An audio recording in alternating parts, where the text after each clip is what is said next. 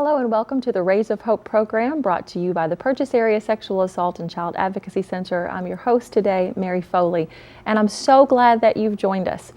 This is perhaps one of my most favorite programs that we bring to you every year, and it's a chance for you to meet the PASAC staff in its entirety and for us to be able to talk about something that we all know very well, and that is the message of hope. And so without any further delay, I'd like to introduce some of the staff to you right now who are going to share their thoughts, their feelings, and their views of hope and share that with you today. So welcome to the three of you. You're the first segment. So we have Serena Britton, Angie York, and Maxie Fortner. So I'm going to let you just tell what you do at the center, and then we're going to get right to the content today, because I know you all have brought some things with you to share. So Serena, we're going to start with you. What do you do at the Purchase Area Sexual Assault and Child Advocacy Center? I am a bachelor's level social work intern, and what I do right now at the center is that I'm doing an education rotation where I work with kids, basically, mostly in the middle schools, but also in high school and elementary school. And you just finished an advocacy rotation, and you pretty much do everything we ask you, so glad to have you with us today. Angie. I'm Angie York, and I am Director of Education at the Center and a prevention specialist. I know you've heard me talk about Green Dot before. That's our prevention program. So welcome, Maxie. I'm an educator. I go into schools and I teach prevention lessons, mostly in elementary schools. And believe it or not, I go to senior citizens organizations too. Well, it's wonderful to have you. And so I know when we were talking, just getting ready for the program, you had shared some different things that you do in the elementary classrooms that I can't wait for you to share with the group. So I know the audience will understand exactly why we have you in the elementary school. So welcome to all three of you. Well, this is the time of year when we get to talk about maybe not the problem of child sexual abuse or the need for prevention programming or the need for volunteers. All of those things remain unchanged today. We need all of those things, and child sexual abuse and sexual assault and victimization, it's all still a problem. But the focus of today is hope, and what gives you hope throughout the year, both personally and professionally, and how that plays out in your everyday job. And so you all have taken some time to prepare some things, and so I'd just like to get right to that. So Angie, we said we were going to start with you today, so tell us what you have. Okay, and I'd like to start by saying Merry Christmas to everybody. Thank you. And I want to go back to the beginning of sort of when I started this journey working with the center. And when I came to the center really not knowing anything about sexual assault, sexual abuse, child abuse, and I'm the kind of person who has to relate something new to something I already know how to do. And one of the things that I've loved to do for years is sew. I love to sew, I love to make clothes, and I spend a lot of time working on quilting projects. And we actually have incorporated a quilting project into the center now. We're actually doing a fundraiser where we're having some clients create quilt squares, and we're going to put those together and auction that off. And so with all that fresh on my mind, I started to think about how, for me, when I'm making a quilt, how that is parallel with the journey that a victim might take from beginning to end, from the time they were assaulted to when we send them out of our doors, hopefully with everything put back together, their life back on track and ready to go. And so for me, when I'm making a quilt, sometimes it's frustrating, sometimes it's hard to do. I might be excited in the beginning and I start the project and then toss it away and not look at it again for 2 or 3 years. Right. And for me, the journey for a victim is like that. A lot of times our victims don't come to us right after they were attacked. They come to us 20 years later.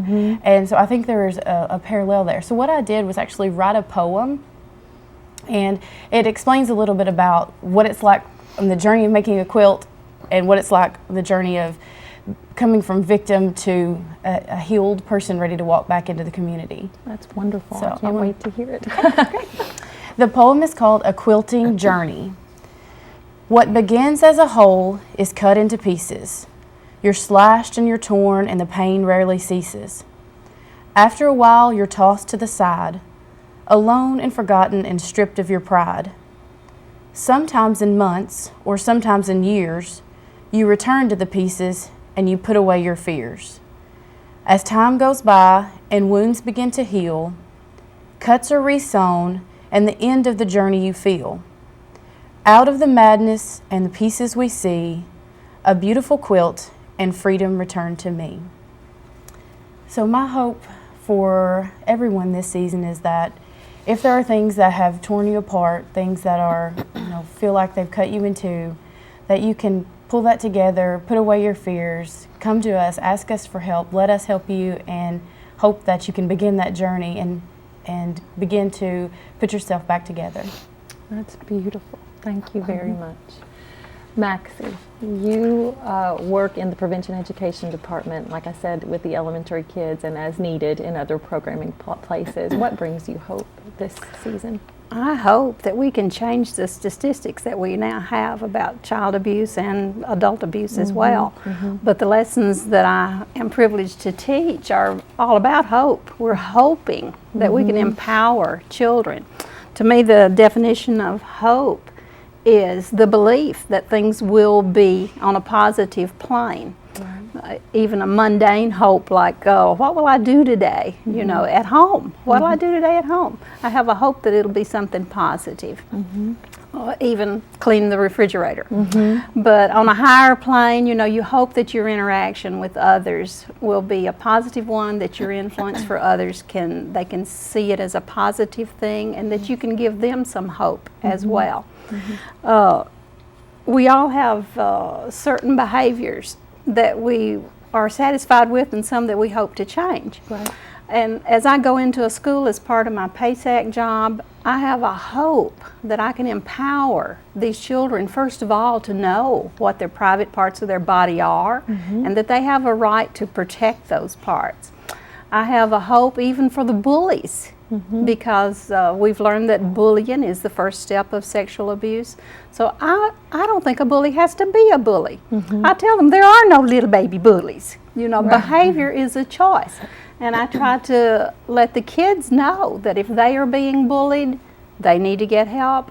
If they are a bully, then they can change that as well. But children need the help of an adult. And I have the hope that we will empower the children with information, and that with caring adults, a real change can be brought about.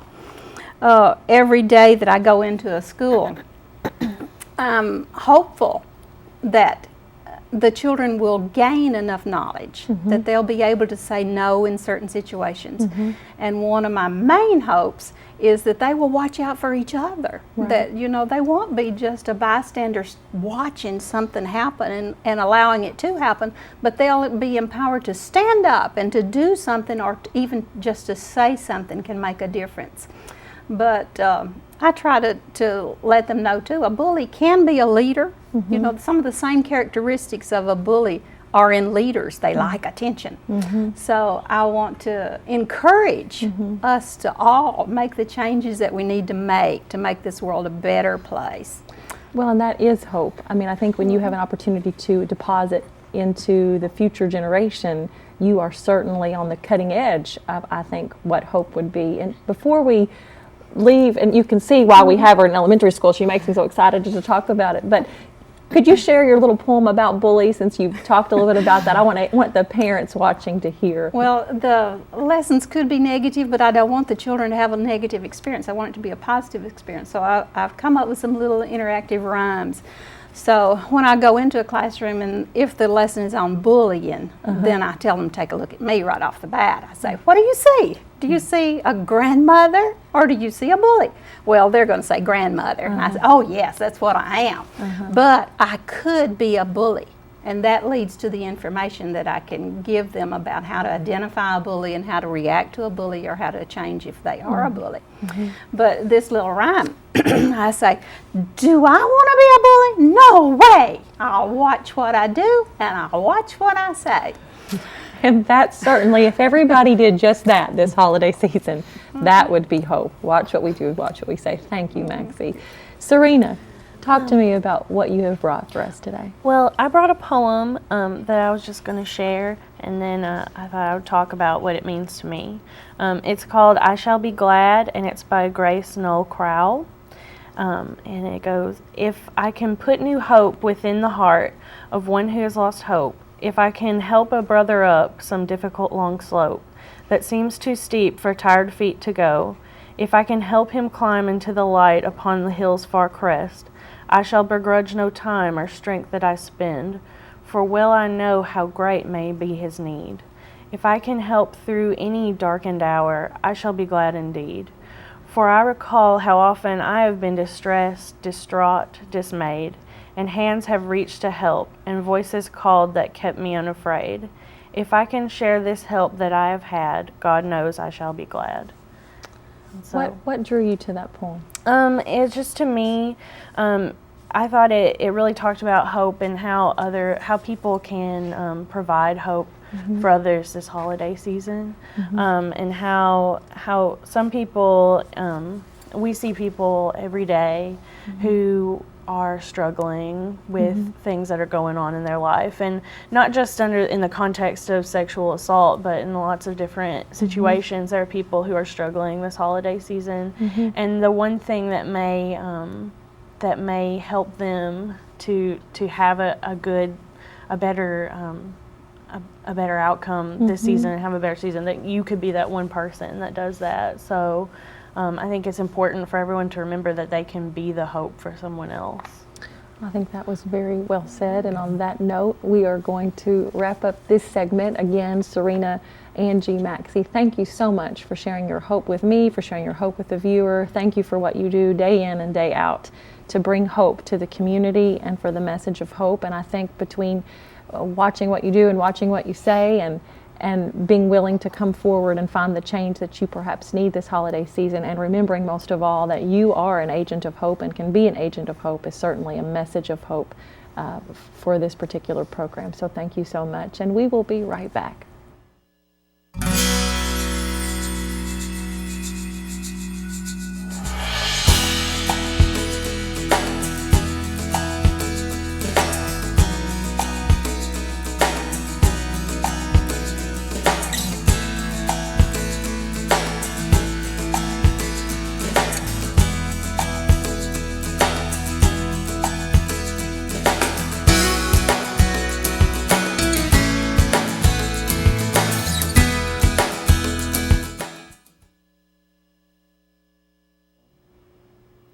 Hello and welcome back to the Rays of Hope program. This is our time of year when we reflect on the year's activities and the season of hope. And so you're getting to meet the staff of the Purchase Area Sexual Assault and Child Advocacy Center. And so we have a new staff sitting before me right now. This is Barbara Duber, Angie York, and Lynn Russell. So welcome to the three of you.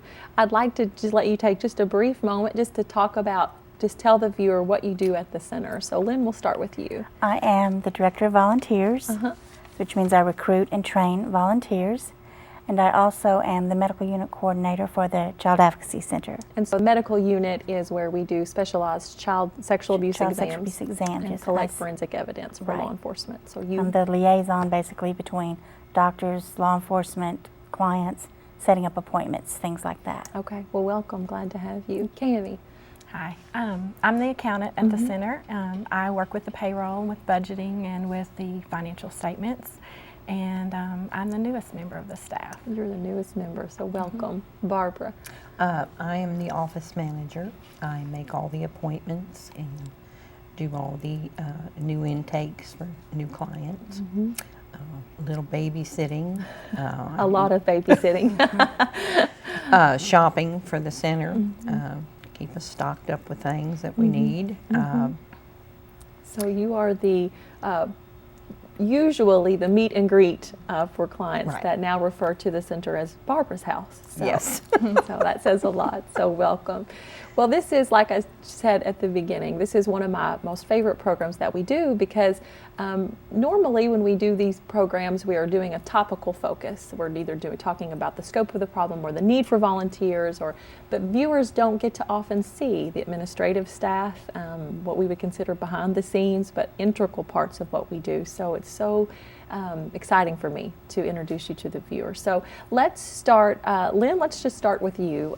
What brings you hope, or what have you brought to share with the viewer today? Okay, most of the time what's brought me hope this year is seeing a client that comes to us when she's been attacked, and she's traumatized, and basically she comes through it and comes out what I call on the other side.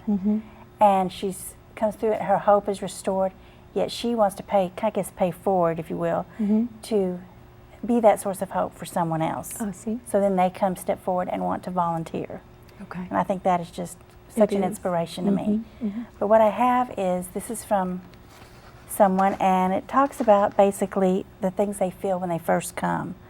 You know, they're shocked, they're frightened, they feel they've been robbed, dazed and confused. Then of course eventually it begins to believe. They have faith in that hope that we try to instill in them. And then their philosophy basically is to never give up hope. And to me that is just the essence of what we need to do, is never give up hope. Right. So when you see a client come from one end to the other and step forward and to volunteer, it's just, I think it's an amazing thing, Well, an amazing it's full source circle, of hope. right? It's full circle from, like you're showing on the paper, really that cycle of the disbelief and the pain to the choice to believe, and then to give Right. back out of that belief. Right, and if they can do it, anyone can be a source of hope.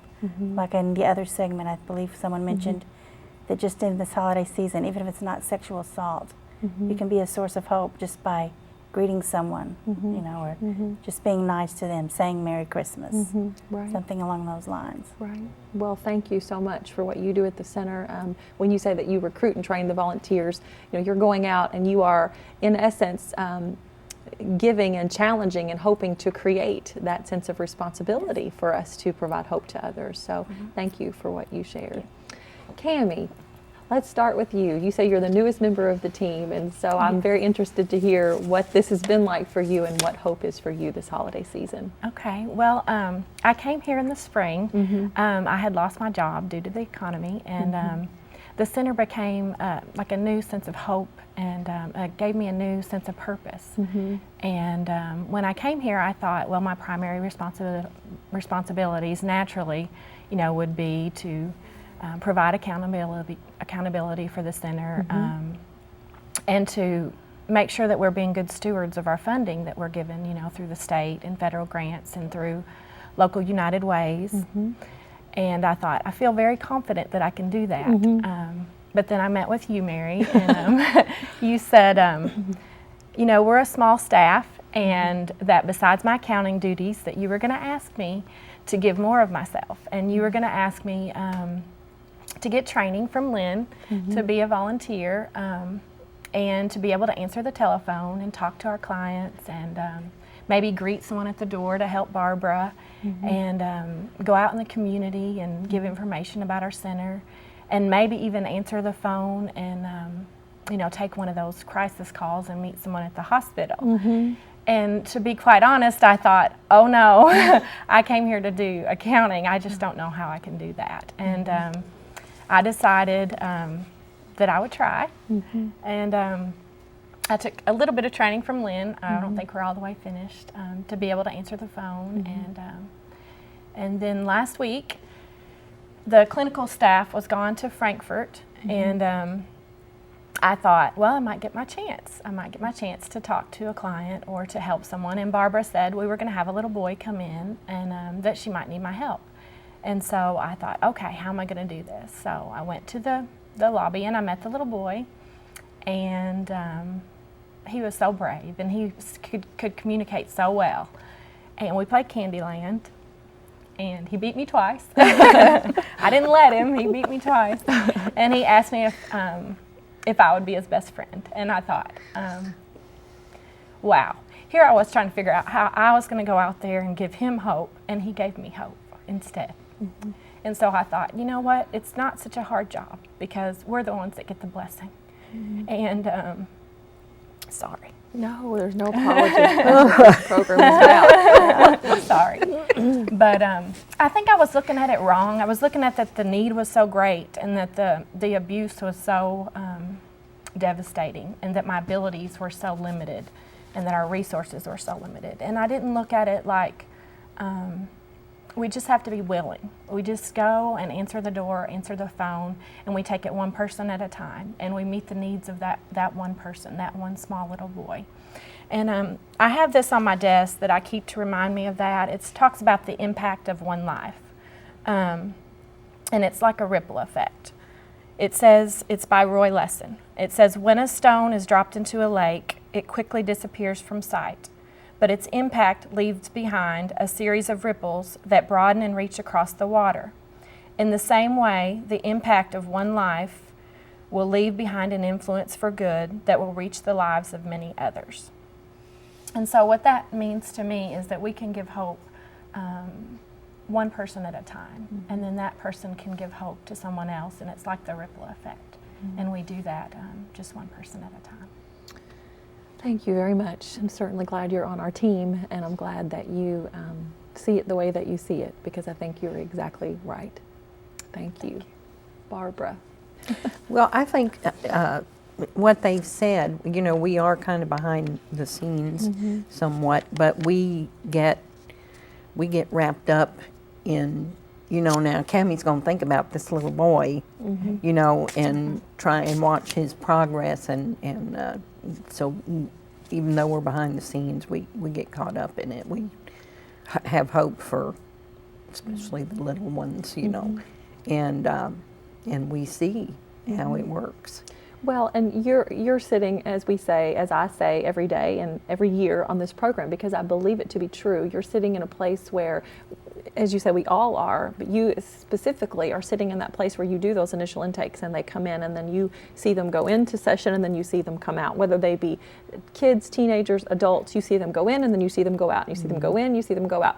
And you see this journey, sort of this transformation, even though you're not a privy to what's going on inside of that session, you see sort of that journey from the beginning to the middle to the end. What is that like? Well, it's wonderful to watch, and you can tell sometimes some people will start to dress different. Their whole look will change. That They would be change their tone of voice on the phone when you yes. answer anymore. They do. They start to feel comfortable with us, and you know, you can tell by seeing some of the children will just take over when they come in. Right. Because they feel comfortable in that space. And I'll tell you, and I think that either one of you can attest to this, you know, our center, for those viewers who may never have even seen the outside of our center, we're located in Paducah, and it's kind of divided into two wings. We've got the administrative wing and the clinical wing, and so you're right there in the middle, sort of the arm that stretches between both.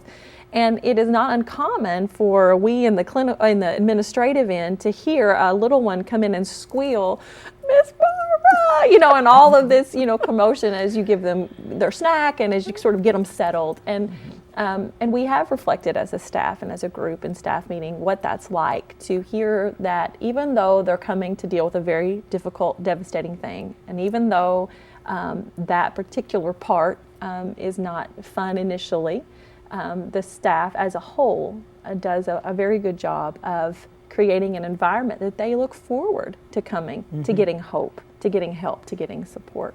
They do. Barbara, you usually have some sort of word of wisdom or poem or something to share with us. I have quotes today. You know, we're trying to define hope, and it's hard to define. So I brought some quotes this time. Okay. I like this one. Hope is such a bait, it covers any hook.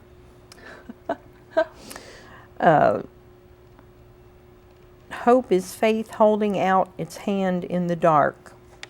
I like that. I think that pertains to us. What about that do you like? Well, we need that. We need that someone else holding out a hand to us. Most of us at one time or another. Hope is not a dream, but a way of making dreams become reality. Oh, I like this too. Reality is wrong. Dreams are for real. What about that do you like? Well, you know, the harshness of what we deal with, and then the hope that we have. Let's let the dreams be the real part. And hope is the pillar that holds up the world. Well, and I think that many times, like many of you have already referenced this holiday season, whether it's sexual abuse or it's economic hardship or it's health issues or whatever.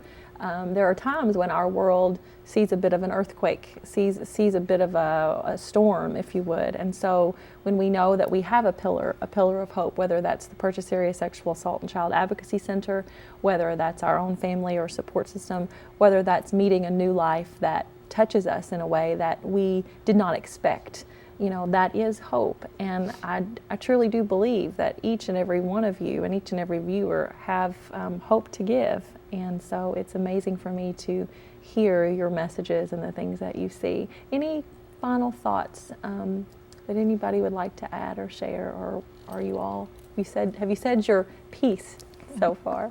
I was just thinking, we quote statistics when we go out and stuff. But with us, right, the way things are in the center, those are just, to people, they're just numbers. But when you get out and help, there's a face to that number. And I think even if you can just help one person through it, then that is just a source of hope that can go on and pass on from others to others. Thank you. I think you're right. I think they do become real and can become real to anyone that engages another life to help them along. Thank you so much for being a part of this particular program. It's one of my favorites for folks to get to meet you all, who I'm so proud of and honored to work with, but also for us to be able to share our hope. So Barbara, Cammie, Lynn, thank you for what you do behind the scenes, because if you weren't there, the center would not be able to operate as effectively and efficiently. So thank you. And thank you for remaining with us as we take our journey of hope. We reflect on the season of hope. We still have 2 more segments, so please don't go anywhere. We'll be right back.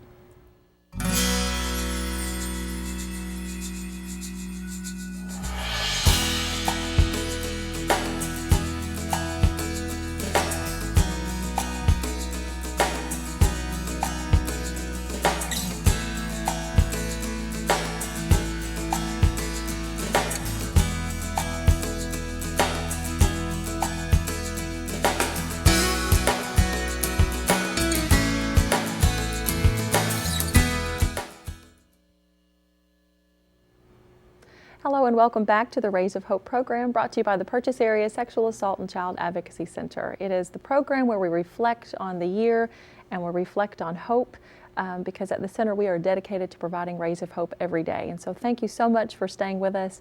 It's a wonderful time for you to meet the staff in its entirety of the center. And so we have 3 new guests with us for this segment. So I would like to welcome you all on board, Taylor, Leanne, and Amberly. So I'm going to let you just tell the viewer what you do at the center. Amberly, we'll start with you. Yes, I'm Amberly. I'm the victim and family advocate, and basically I help families through the criminal justice system at all phases of that, and just provide education and support and resources to victims and their families. Thank you. Leanne. I'm a therapist at the center, and I work out of the Paducah and Mayfield office, and I'm also the self-defense instructor as well. Thank you. And that program is called RAD. I think it Yes. shows up under your name, so the Yes. self-defense instructor. Thank you. And Taylor. I'm Taylor. I'm the intern, one of the interns here at PASAC, and I do a little bit of everything. As far as, making copies, I've done education going to the middle schools and presenting programs, and now I'm on the advocacy team, going to court with Amberly and helping her out with forensic interviews and things like that. But anything that anybody needs around the office, I help out with that. That is certainly the truth. So we're glad to have you as well. So your time with us is almost over. You will be finishing up in just a few days. Yes. And so the entire intern, we met one of the other interns this segment prior, so we are certainly going to miss you guys for sure. Well, this is the time of year when we don't necessarily focus on any one topic, but we focus on just the overall arching theme of hope. And so I know each of you, because of the various disciplines that you're in and what you do day in and day out, it's not going to be stagnant or concrete. It's going to be very varied. And so I'd like to hear what hope means to you and what all goes into that message that you have either given and or received throughout the year. So who would like to start? Not everybody at once. Amberly, we'll start with you. I can start, sure. No, I brought a poem. It's actually called A Poem for Hope, and it was brought to our attention by a 15-year-old client of of the centers, and the words in this poem evidently really spoke to her. And so we have since then, our therapist in Murray painted on the wall in our Murray office in the lobby, so we can share those words of hope with everyone who walks through the door there. And so I would like to share that with our viewers today. It's called A Poem for Hope, and it goes, as long as we have hope, we have direction, the energy to move, and the map to move by. We have 100 alternatives, 1,000 paths, an infinity of dreams. Hopeful, we are halfway to where we want to go. Hopeless, we are lost forever. Hope is the anticipation of an event or an occurrence. Our own individual hopes are our own desires, or could be considered our wish for the future. Hope can give us a feeling of optimism when we are feeling discouraged. I don't know how to pronounce this name, but as Diogenes once said, hope is the dream of a waking man. Hope is one of the prime differences between successful people and those who can only see failure. Successful people have hope because they can clearly see their goals. People who only see failure have no hope because they see no light, they set no goals, and they see nothing accomplished. Successful people see alternatives and are willing to try different ways. People who only see failure are unable to see another way and give up easily. With hope, you're halfway to where you want to go. By setting your goals and taking the action to achieve them, you will see your hope turn into your reality. Wow. So I know that was a long poem, but I think there's a lot of good messages in that poem and those words of hope to share with other people.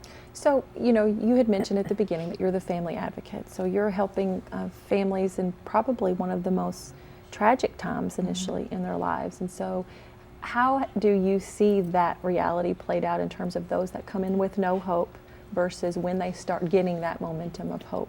How does that change them? How does that affect them?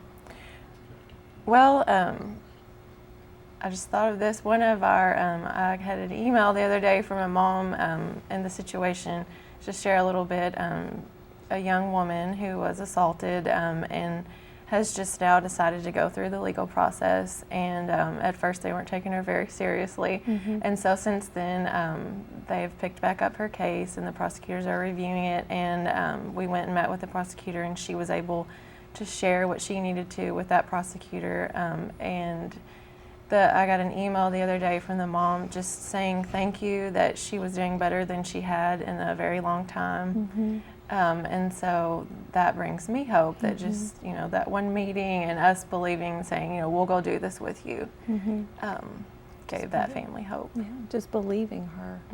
Thank you very much. We'll come back to, I'm sure, other stories, but I appreciate you giving that to us, and even more so for the client for looking for hope enough to bring it to the staff. So, Leanne, you're one of our therapists and our self-defense instructor. You've been with the center a long time.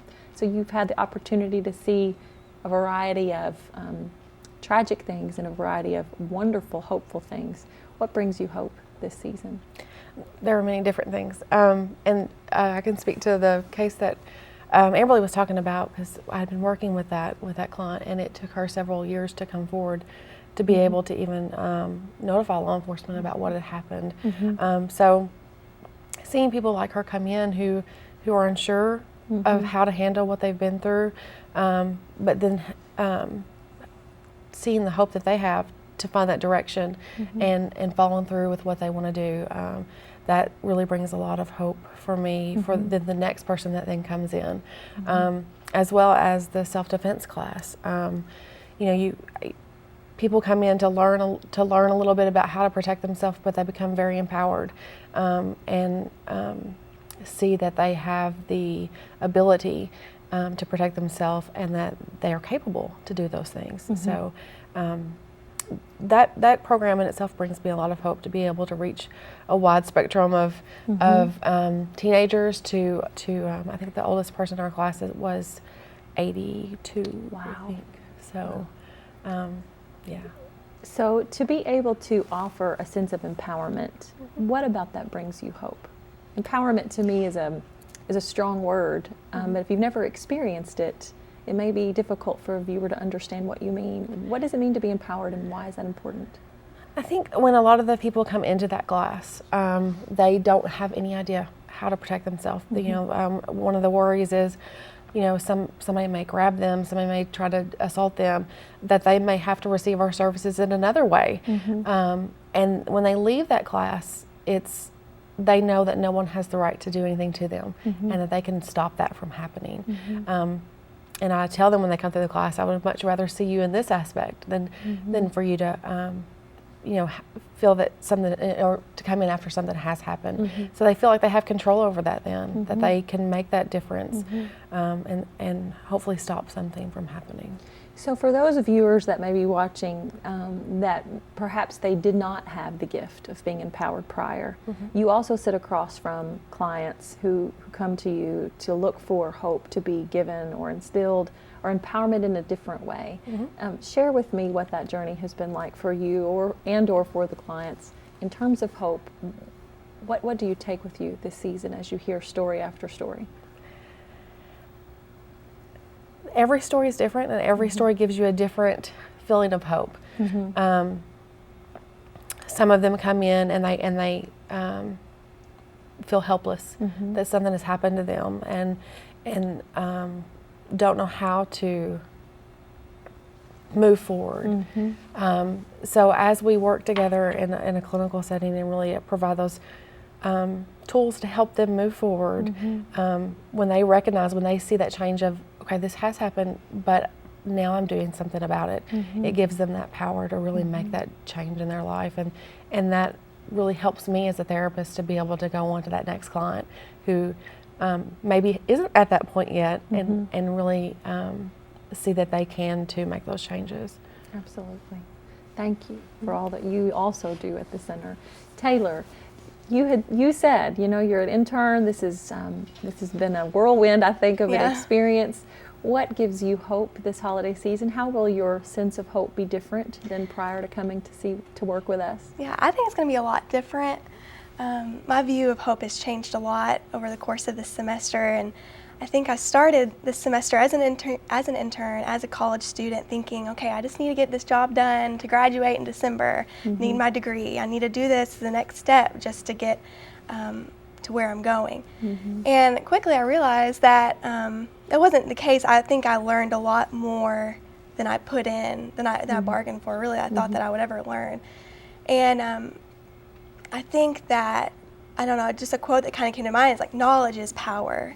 And you had mentioned empowerment, which is, because I was going to talk about that too. I think that my knowledge this semester of PASAC and the cause that we serve has really empowered me to see I can make a difference. I've learned so much, and that has really given me a sense of power inside and empowered me to see even though I'm one person, I can make a difference. Whether it means, I've learned a lot about prevention methods, I've learned a lot about advocacy, going to court, and how the court process works. I've learned some self-defense moves from Leanne, and I've learned a lot from the clinical staff as well. And I think all of that together has shown me, I've even learned as a volunteer, being a volunteer, that Lynn has trained me, that there's so many different things I didn't even know existed. I didn't even know anything about victims of sexual assault before I started, but learning all this information really has given me a sense of empowerment to see, okay, I can do something about it, and it's given me hope for the future, because that doesn't end this semester. I'm going to graduate in next Saturday and walk across the stage. And I'm really happy about that, but at the same time, I think it's going to go on for the rest of my life because I have the knowledge now. And I think Barbara said a quote the last segment that said, hope is making dreams a reality. It's like, how do you make dream a reality? I think it's, I have the knowledge too. I have the knowledge about, statistics about sexual assault victims, how common it is. I've been to the hospital on a hospital call and seen victims firsthand, and I think seeing the knowledge and applying it this semester as an intern has shown me there's so much hope for the future. I'm just one person. I think even sharing that for other people, sharing the knowledge with other people can give them hope for the future and give victims hope. So that's kind of my little definition of that. Well, it's very well said, and we certainly are going to miss the interns and the energy and the passion with which you speak. I'll miss it too. You had said, actually, you were a guest on a previous program, and so I'd like to use some of your words to close out this segment, and it will unfortunately put these two on the spot, but I think they're up for the challenge. Thanks, Hannah. You're leaving, right? You don't care. One of the things that you said in the previous program, you categorized the advocacy work, the work as a volunteer, as life on life, lifing it out, life with a life. I'd like to ask you, Amberly, and then Leanne, and then let you close. What does it mean to you every day when you come in? Because, you know, we have jobs like everybody else. There's paperwork to do, there's a time clock to punch, there's all those things that we get wrapped up in. But this particular job, you have an incredible opportunity to be life on life. What does it mean to you as an advocate to merge your life with the life of someone else?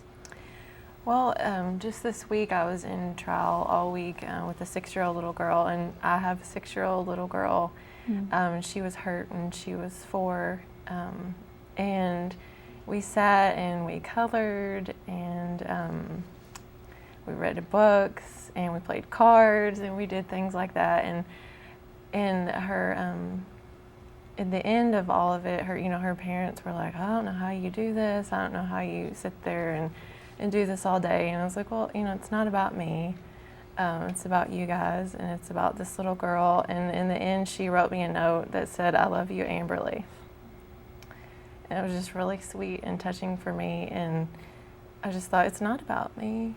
And, this could happen to me just as easily as it could happen to these people. And it just makes me thankful, to be where I am today, and to be able to be there for people when they're in need, because I would only hope that somebody would be there for me. Thank you. Leanne, what does it mean to be life on life for you? It shows that this isn't just a job. This is a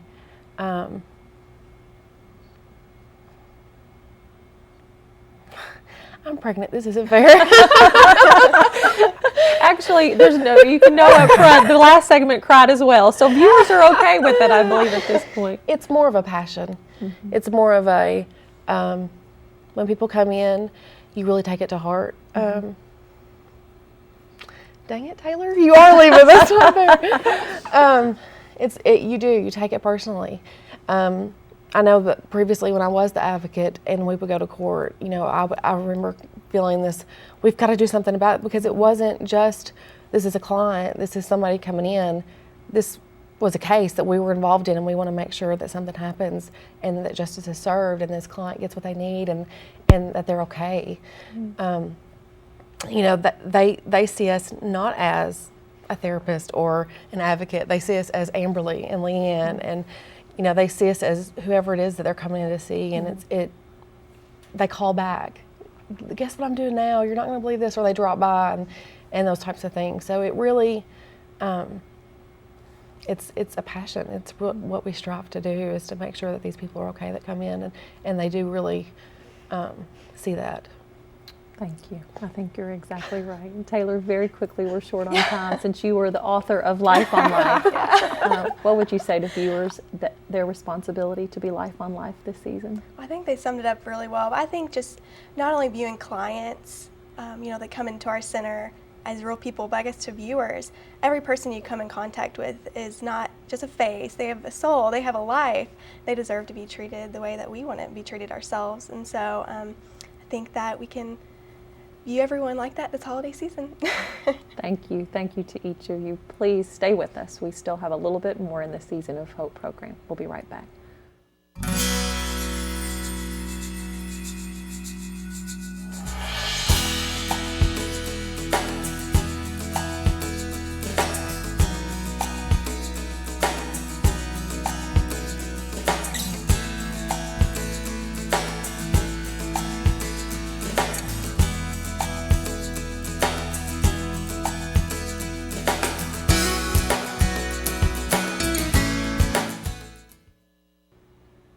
Hello and welcome back to the Rays of Hope program, brought to you by the Purchase Area Sexual Assault and Child Advocacy Center. It is the time of year when we reflect on the season of hope, and we hear from the staff firsthand about what hope has looked like for them throughout the year. So thank you for joining us. And with us for the last segment of the program, we have the remainder of the clinical team. So we have Teresa, Kelly, and Lori. So welcome to the three of you. I'm going to let you just introduce yourself and tell your position at the center. So we'll just start with you, Lori. I'm Lori Brown, and I'm the Director of Clinical Services, and I oversee all of the direct client services at the center. I also work as a therapist, and I supervise the other therapists and provide forensic interviews and assist our physician with specialized child sexual abuse exams, and then also provide specialized training to area professionals. So a little busy. A little busy. Kelly? I'm Kelly Morrow. I am a therapist. I work in Paducah, and I also man the Murray office. And you do a very good job out in Murray, one of our satellite offices. You operate that pretty much on your own. So thank you for being here, Teresa. And I am a therapist that works here in our Paducah office, and I also am our yoga instructor and teach yoga to our clients. And so you teach a very specific type of yoga, so just briefly elaborate on what does trauma-sensitive yoga mean? It is the way we go about teaching yoga to our clients and getting people back to being aware of what's happening inside of their body, and just really showing people that they have the tools inside of them, the resources inside of them to be able to manage dealing with the symptoms of trauma that they present with. And what makes trauma-sensitive yoga different from maybe a regular yoga class that you would go to is the knowledge of the effects of trauma and the language that is used. It's really empowering and giving people or showing people that they have control over their bodies. Okay, well, thank you for being here. So you all just each segment has brought a sort of a different focus or a different area of expertise, and so you as the clinical staff, minus Leanne, she was on the previous segment, but you all see firsthand those symptoms that you're talking about. And so when you're sitting there and you're dealing with that in a very direct way, what brings you hope is where I'd like for you to begin. So it doesn't matter who goes first, but what brings you hope this holiday season? Do you want to start with you, Lori? Sure. You know, Mary, I really find hope in the work that we do every day. There really is an honor and a privilege in working with the clients that we work with. We're really fortunate to be able, day in and day out, to really see human resiliency in its strongest form. You know, we work with victims who have been hurt in really the most unimaginable, worst ways possible at the hands of other people, often people who should be caring and protecting them. And so the people that we work with really are in a lot of pain and suffering, you know, when they come in for services. And for us to be able to help them in some way, to help them find the resources that they need within themselves and the support that they need outside of themselves, to really embark along that journey of healing, if you will, and begin that road to recovery. Really is so hopeful. And I brought a tile today, and this is a tile that was created by a young woman that I've worked with this past year. And this tile is actually going to be part of a project that we've recently started at the center, and we're very excited because it's actually going to go up this week. It's going to be part of a Circle of Hope project that will be in the lobby at the center, and it'll be a large mosaic where we offer the opportunity for those clients who have found the courage and the strength to speak out by reporting their victimization to law enforcement, and or also who have found that courage to go through that journey of therapy and completed that process of therapy. And the staff talked about this, and we came up with this idea really as a way to honor those victims. It does take a great deal of strength and courage, one, just to speak out, but then also to follow through with the things that they need to follow through with. And so we offer that opportunity for clients who want to participate and ask them to create a tile with a message that they can leave behind for those people who are coming into the center as new clients. And so we've been collecting tiles over the last several months, and they're actually going to start going up on the wall this week.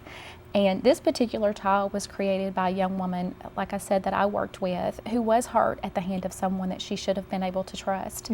And as she finished up therapy and she was thinking about her message for the tile, what she came up with was "Find your strength." And I can't even express the hope that I got in watching the transformation in this young woman. From the time that she first came in, she was initially very passive. She had really been hurt. She was really struggling. And over just a few months, to watch the transformation in her, to watch her be able to find that strength within herself and what she needed to really begin to heal and to move forward. So, wow, thank you. And I'm very excited to see the circle of hope. So we all are. Kelly, what about you? What brings you hope?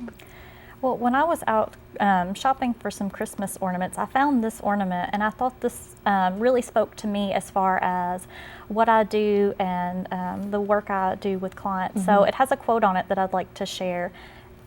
It says, "Whether a glorious revelation or a gradual glimmer, the inner belief that there are meaning and purpose to be found in life's tribulations, that peace and fulfillment are possibilities, and that something positive awaits as a result of one's prayers and perseverance."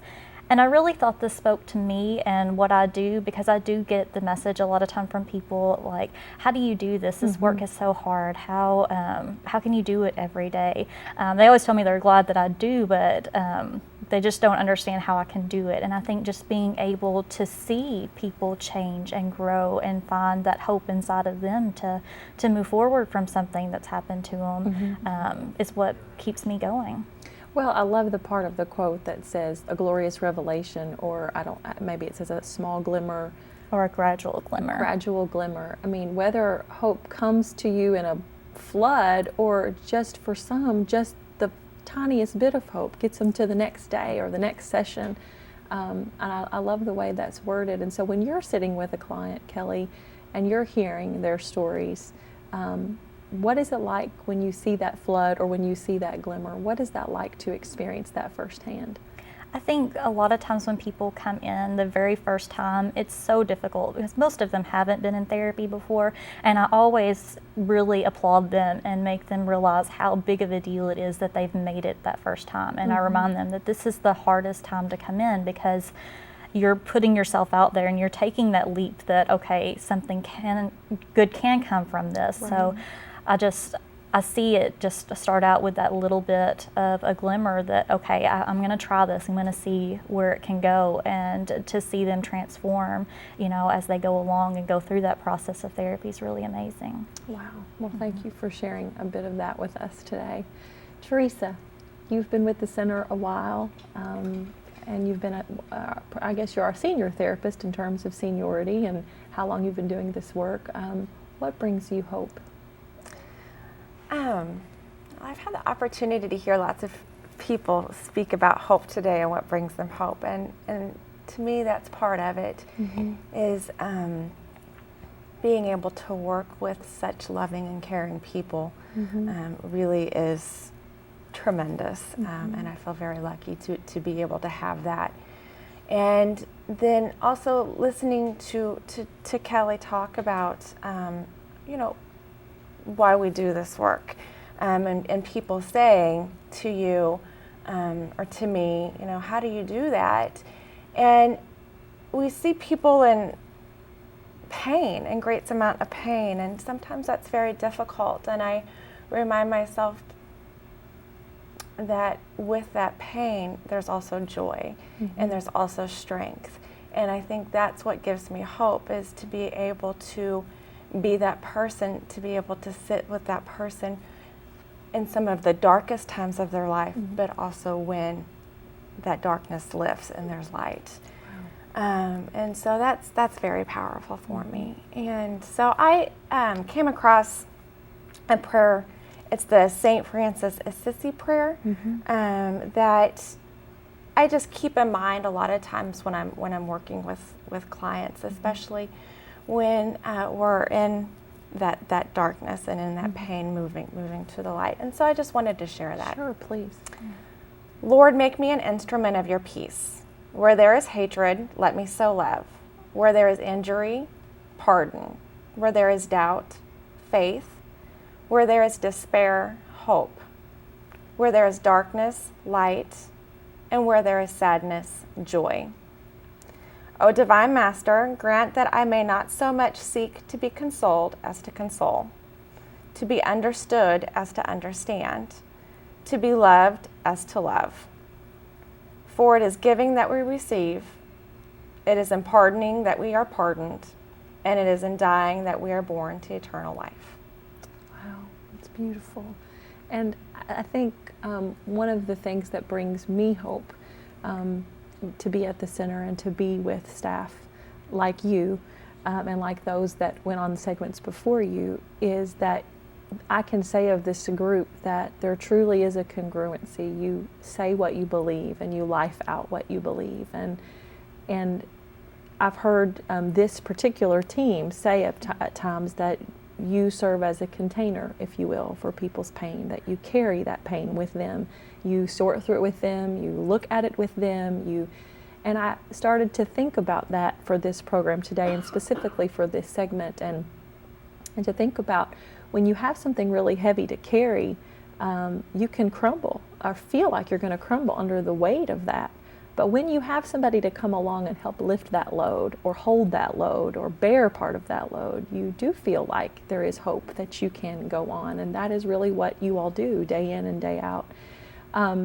And so I would just want to thank you for what you do on behalf of clients and helping them carry that load. So in closing today, I'd like, if you would, just each of you, just to sum up very briefly, one message of hope for the viewer that may be watching.